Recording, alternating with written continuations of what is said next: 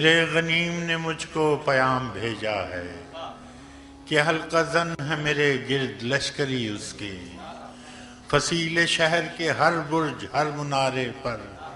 کماں بدست ستادہ ہیں عسکری اس کے۔ وہ برق لہر بجھا دی گئی ہے جس کی تپش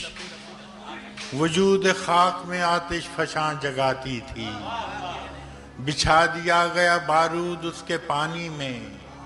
وہ جوئے آب جو میری گلی کو آتی تھی۔ سبھی دریدہ دہن نب بدن دریدہ ہوئے، سپرد دار و رسن سارے سرکشیدہ ہوئے۔ تمام صوفی و سالک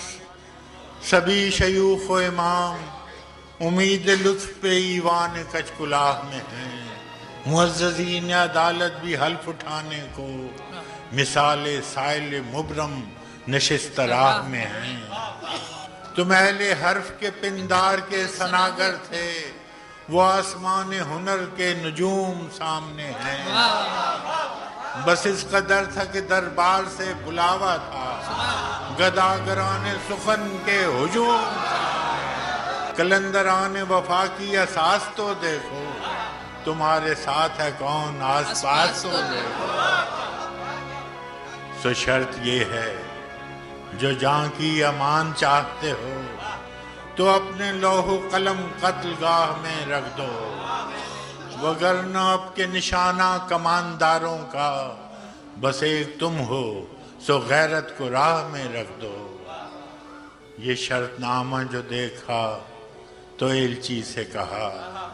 اسے خبر نہیں تاریخ کیا سکھاتی ہے کہ رات جب کسی خورشید کو شہید کرے تو صبح ایک نیا سورج تراش لاتی ہے۔ سو یہ جواب ہے میرا میرے عدو کے لیے کہ مجھ کو حرص کرم ہے نہ خوف خمیازہ، اسے ہے سطوت شمشیر پر گھمنڈ بہت، اسے شکوہ قلم کا نہیں اندازہ۔ میرا قلم نہیں کردار اس محافظ کا جو اپنے شہر کو محصور کر کے ناز کرے، میرا قلم نہیں کاسا کسی سبک سر کا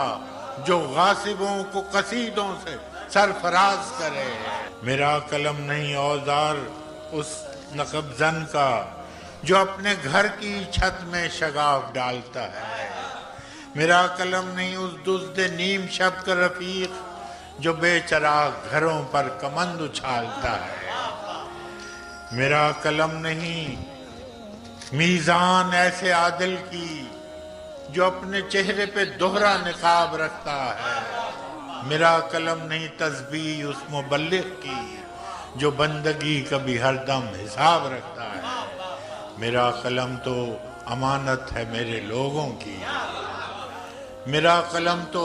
عدالت میرے ضمیر کی ہے، اسی لیے تو جو لکھا تپا کے جان سے لکھا، جبھی تو لوچ کماں کا زبان تیر کی ہے، میں کٹ گروں کہ سلامت رہوں، یقین ہے مجھے کہ یہ حصار ستم کوئی تو گرائے گا، تمام عمر کی ایذا نصیبیوں کی قسم